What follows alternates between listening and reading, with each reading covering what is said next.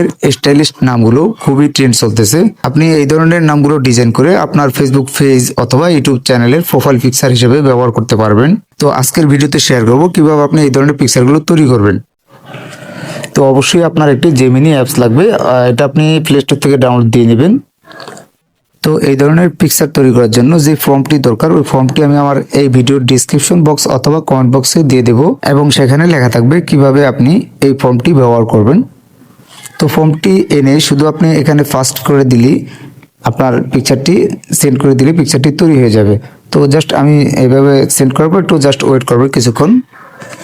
তো অবশ্যই আপনার ফর্মটা যেখানে দেবো সেখান থেকে A to Z সবকিছু লেখা থাকবে, কিভাবে কি করবেন আপনারা সুন্দর করে পড়ে নেবেন। আপনারা দেখবেন যে যখন আপনার পিকচারটা তৈরি করবেন, আমার ওই পিকচারটি আপনি ডাউনলোড দিয়ে দেবেন, তারপর আপনি ফর্মটি সেন্ড করবেন, তখন সেম টু সেম পিকচার হয়ে যাবে। আপনি যেই নাম দেবেন ওই নাম তৈরি হয়ে যাবে।